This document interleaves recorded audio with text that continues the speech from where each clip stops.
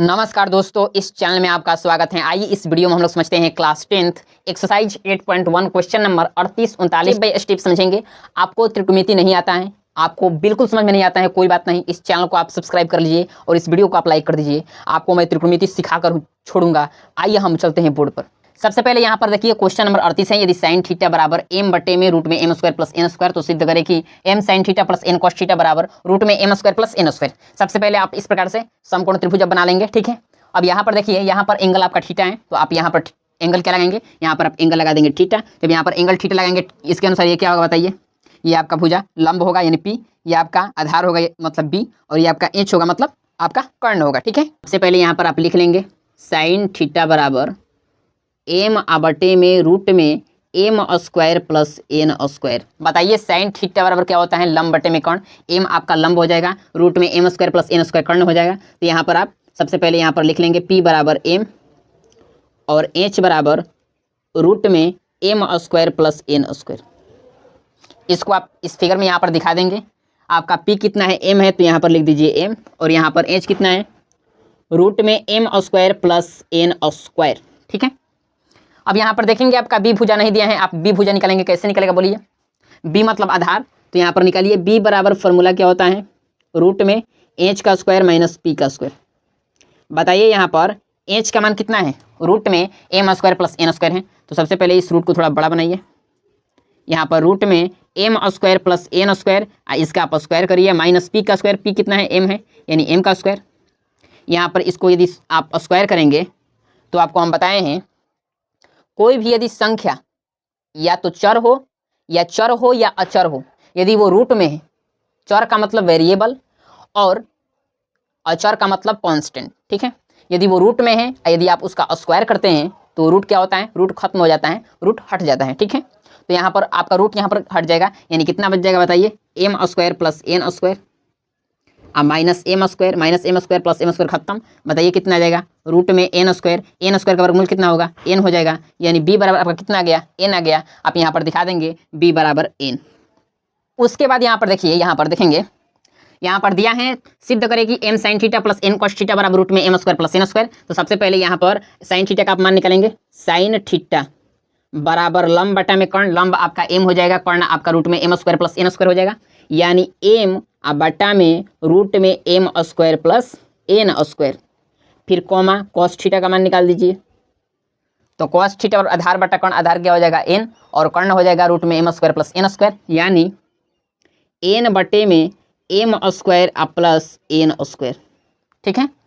अब यहाँ पर इसको आप उतारेंगे, इसको LHS मानेंगे, इसको RHS मानेंगे, यानी LHS यानी लेफ्ट हैंड साइड कितना दिया है, m sine theta plus n cos theta, यहाँ पर मान बैठाएंगे, ठीक है। m, अब बताइए m का सबसे पहले आप यहाँ पर m लिखेंगे, अब फिर गुणा साइन थीटा का मान कितना है, m बटे में रूट में m square plus n square, तो यहाँ पर लिखेंगे m अब बटे में रूट में m square plus n square, फिर प्लस, यहाँ पर प्लस है तो प्लस, फिर कॉस थीटा का मान कितना है, तो n बटे में रूट में m square plus n square. तो सबसे पहले यहाँ पर n लिखेंगे, n अगुणा यहाँ पर कॉस थीटा का मान n बटे में रूट में m square plus n square, ठीक है।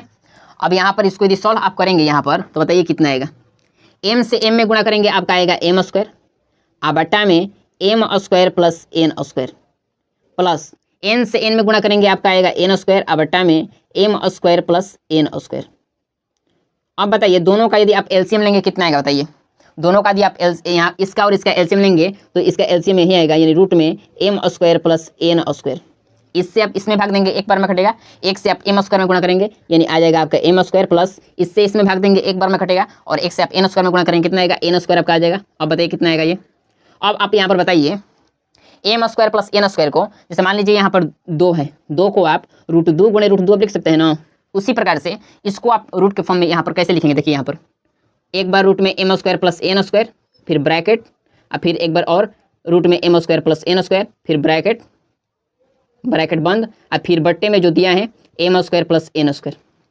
अब बताइए इसको आप इस प्रकार लिख सकते हैं, क्योंकि जिस प्रकार यहाँ पर 2 को आप इस प्रकार से लिख दिए 2 बार, उसी पर इसको भी आप इस प्रकार से लिख सकते हैं। अब यहाँ पर देखिए इससे कट जाएगा, अब बताइए कितना आ जाएगा, आपका आ जाएगा रूट में m square plus n square. अब यहाँ पर आ गया, अब यहाँ पर देखिए RHS आ गया ना, तो यहाँ पर लिखेंगे RHS, और लिख कर यहाँ पर लिख देंगे प्रूफ्ड। मतलब मैंने इतना बराबर इतना सिद्ध कर दिया। यहाँ पर प्रूफ का मतलब मैंने सिद्ध कर दिया। ठीक है, समझते हैं क्वेश्चन नंबर 39 को। दिया है यदि cos अल्फा बराबर 12/13 तो सिद्ध करें कि sin अल्फा ब्रैकेट में 1 - tan अल्फा इक्वल टू 35/156 आपको सिद्ध करना है। ठीक है, सबसे पहले आप इस प्रकार से आप त्रिभुज बना लेंगे समकोण। उसके बाद यहाँ पर देखिए, यहाँ पर एंगल के रूप में अल्फा है, तो आप यहाँ पर एंगल के रूप में अल्फा यहाँ पर आप बना देंगे। अब जब यहाँ पर अल्फा बनाएंगे तो इसके अनुसार ये लंब हो जाएगा, ये आधार हो जाएगा, ये आपका कर्ण हो जाएगा। ठीक है, cos अल्फा बराबर 12/13। अब देखिए cos थीटा बराबर आधार बटा कर्ण होता है, ये आपका 12 आधार हो जाएगा, 13 कर्ण हो जाएगा। यहाँ पर आप मान लेंगे, माना b बराबर 12 के और h बराबर 13 के, और इसको आपको इस फिगर में दिखा देना है। तो यहाँ पर कितना है, b बराबर 12 के और h बराबर 13 के। ठीक है,